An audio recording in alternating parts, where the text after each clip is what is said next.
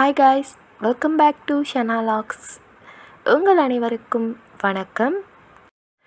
இன்றைக்கி நான் உங்களுக்காக என்ன காணொளி கொண்டு வந்திருக்கேன்னு பார்த்தீங்கன்னாக்கா, அரிசி ஊற வச்சு அரைச்சி எடுத்து எப்படி வெள்ளை பால் கொழுக்கட்டை செய்யலாம் அப்படின்றது தான் இன்றைக்கி நான் உங்களுக்காக கொண்டு வந்திருக்கேன். வாங்க இப்போ வீடியோக்குள்ளே போகலாம். முதல்ல அரிசி ஊற வச்சுக்கலாம்.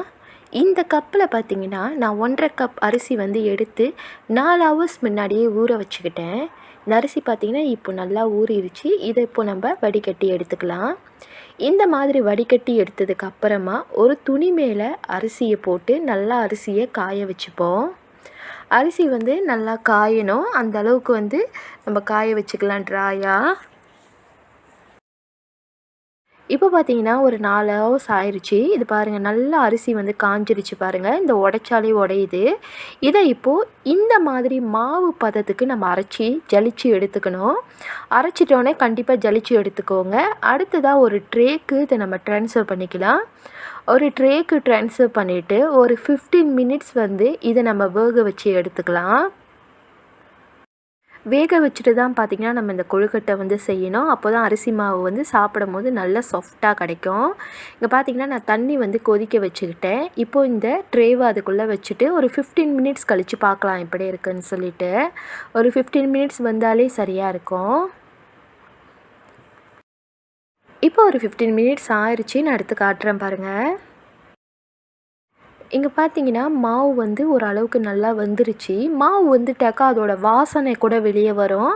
அந்த மாதிரி இருக்கிறப்போ வெளியே எடுத்து கொஞ்சம் நேரம் ஆற வச்சுக்கலாம். ஆற வச்சுட்டு அதுக்கப்புறமா ஒரு போலுக்கு ட்ரான்ஸ்ஃபர் பண்ணிக்கலாம். போலுக்கு ட்ரான்ஸ்ஃபர் பண்ணிவிட்டு நீங்கள் பிசைஞ்சிங்கனாக்கா கொஞ்சம் ஈஸியாக இருக்கும்.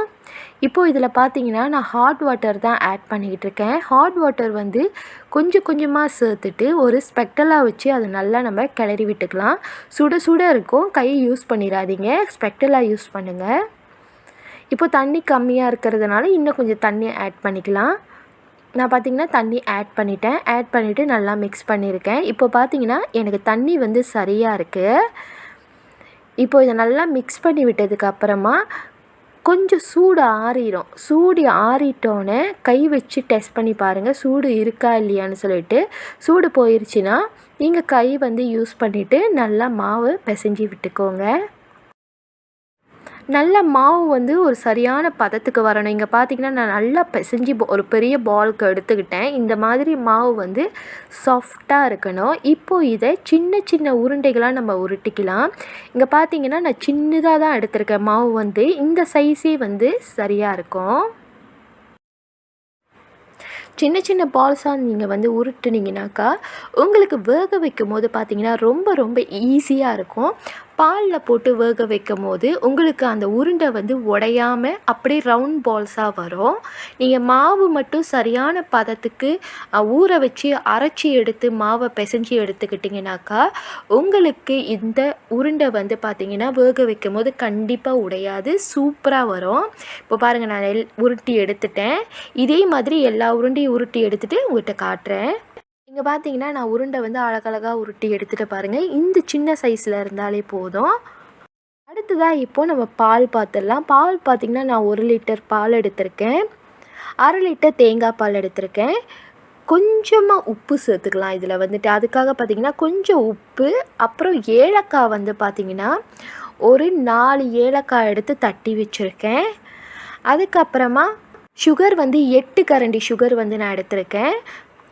ஒரு பேன் நல்லா சூடு பண்ணிவிட்டு அதில் பால் சேர்த்துக்கலாம். அதுக்கப்புறமா கொஞ்சம் தண்ணி சேர்த்துக்கலாம். ஏன்னு பார்த்தீங்கன்னாக்கா பால் ரொம்ப திக்காக இருந்தது, அதுக்காக தான் தண்ணி சேர்த்துக்கிட்டேன்.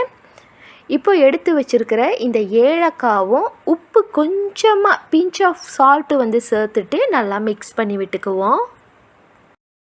நல்லா மிக்ஸ் பண்ணி விட்டதுக்கப்புறமா ஒரு கொதி வரட்டும், வெயிட் பண்ணலாம். இப்போ பார்த்திங்கன்னா கொதி வந்துருச்சு பாருங்கள். இந்த ஏடு இருக்கு இல்லையா, இது எல்லாத்தையும் எடுத்து விட்டுருங்க. இந்த ஏடுலாம் ரொம்ப டேஸ்ட்டாக இருக்கும். அதை எடுத்து பார்த்திங்கன்னா அப்படியே உள்ளே விட்டுருங்க. இது இந்த மாதிரி கொதிச்சுக்கிட்டு இருக்கிறப்ப நம்ம உருட்டி வச்சுருக்கிற உருண்டையை இதில் ஆட் பண்ணிக்கலாம். அந்த உருண்டைகளை ஆட் பண்ணும் போது நீங்கள் தீ குறைக்க வேண்டிய அவசியமே இல்லை. மீடியம் ஃப்ளேம்லேயே வச்சுட்டு நீங்கள் உருண்டைகளை ஆட் பண்ணிவிட்டு நல்லா கொதிக்க வச்சு எடுத்துக்கலாம். பாலும் தண்ணியும் கணக்கான அளவுக்கு சேர்த்துக்கோங்க. உங்களுக்கு ஏற்ற மாதிரி சரியாக வந்துடும். இப்போ இந்த உருண்டைகள் நல்லா வந்து வரட்டும் பாருங்கள். இங்கே பார்த்தீங்கன்னா ஓரளவுக்கு வந்திருக்கு, இன்னும் ஃபுல்லி குக் ஆகலை. இது இன்னும் நல்லா குக் ஆகட்டும், நான் எடுத்து காட்டுறேன் எப்படி இருக்குன்னு சொல்லிட்டு. இந்த ஏடுகளை மட்டும் சரியாக எடுத்து விட்டுக்கோங்க.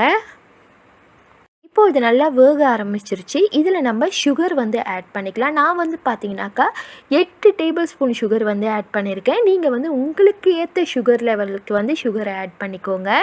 இது நல்லா மிக்ஸ் பண்ணி விட்டதுக்கப்புறமா இன்னும் நல்லா வந்து அந்த பால் வந்து பார்த்திங்கன்னா சுண்டி வரும். அந்த அளவுக்கு வந்து நம்ம வெயிட் பண்ணுவோம். இப்போ பார்த்தீங்கன்னா பால் பாருங்கள் நல்லா சுண்டி வந்துருச்சு பாருங்கள். இப்படி தான் இருக்கணும். இப்போ நம்ம இதை எடுத்து கட் பண்ணி பார்க்கலாம், உள்ளே வெந்திருக்கா இல்லையான்னு சொல்லிட்டு நம்ம கட் பண்ணி பார்க்கலாம். ஏன்னா சில நேரம் வந்து வேகாது, அதுக்காக தான் கட் பண்ணி காட்டுறேன். நல்லா மீடியம் ஃப்ளேம்லேயே வச்சு குக் பண்ணிங்கன்னா சூப்பராக வந்துடும். இப்போ பார்த்திங்கன்னா நல்லா குக் ஆயிடுச்சு பாருங்கள். இந்த மாதிரி தான் இருக்கணும். ஓகே, இது நம்ம வந்து அதிலே போட்டுக்கலாம். அதில் போட்டுட்டு தேங்காய் பாலை ஆட் பண்ணிக்கலாம். லாஸ்ட்டாக தான் பார்த்தீங்கன்னா நீங்கள் தேங்காய் பால் வந்து ஆட் பண்ணணும். தேங்காய் பால் ஆட் பண்ணிவிட்டு நல்லா மிக்ஸ் பண்ணிவிட்டு இன்னும் நல்ல ஒரு கொதி வரட்டும். தேங்காய் பால் ஊற்றிட்டு ரொம்ப நேரம் கொதிக்க வைக்க வேணாம், லைட்டாக கொதி வந்தாலே போதும். அதுக்கப்புறமா நம்ம ஆஃப் பண்ணிடலாம். இப்போது அடுத்ததாக நான் நெய் வந்து 3 டேபிள் ஸ்பூன் நெய் விட்டுட்டு அதில் கொஞ்சமாக வந்து பாதாம்ஸை கட் பண்ணி இந்தமாரி போட்டு வறுத்து எடுத்துக்கிறேன். இது வந்து ஆப்ஷனல் தான், உங்களுக்கு வேணும்னா சேர்த்துக்கோங்க. ஆனால் சேர்த்து சாப்பிட்டிங்கன்னா ரொம்ப ரொம்ப டேஸ்ட்டாக இருக்கும். இப்போ நம்மளோட பால் கொழுக்கட்டை ரெடி ஆயிடுச்சு. நாம் இப்போ இதை ட்ரான்ஸ்ஃபர் பண்ணிக்கலாம் ஒரு பவுலுக்கு. ரொம்பவே சூப்பரான ரொம்பவே யம்மியான ஒரு பால் கொழுக்கட்டை வந்து நான் செஞ்சு காட்டியிருக்கேன். அரிசி அரைச்சி எப்படி செய்யலான்றது நீங்களும் ட்ரை பண்ணி பாருங்கள் காய்ஸ். உங்களுக்கு அரிசி அரைச்சி செய்ய தெரியல அப்படின்னாக்கா இந்த மெத்தடை ஃபாலோ பண்ணி பாருங்கள், உண்மையாலுமே சூப்பராக வருது. இந்த நெய்யும் ஆல்மண்ட்ஸும் சேர்த்து பால் கொழுக்கட்டை சாப்பிடும் போது பார்த்திங்கனாக்கா அதோட டேஸ்ட்டே வேறு லெவலில் இருந்தது. பாருங்கள் எவ்வளோ க்ரீமியாக இருக்குது பாருங்கள். அந்த பால் வந்துட்டு இப்படி தான் இருக்கணும். இந்த டெக்ஸ்சர் தான் பார்த்திங்கன்னா சரியான பதம். இப்போ நான் டேஸ்ட் பண்ணி காட்டுறேன். சூப்பராக இருந்ததுங்க, உண்மையாலுமே வேறு லெவல் டேஸ்ட்டில் இருந்தது.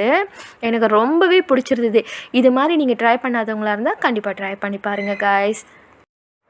என்னோட இந்த காணொளி உங்களுக்கு பிடிச்சிருந்ததுன்னா லைக் பண்ணுங்கள், ஷேர் பண்ணுங்கள், கமெண்ட் பண்ணுங்கள். அப்படியே என்னோடய சேனலுக்கு சப்போர்ட் பண்ணுங்கள்.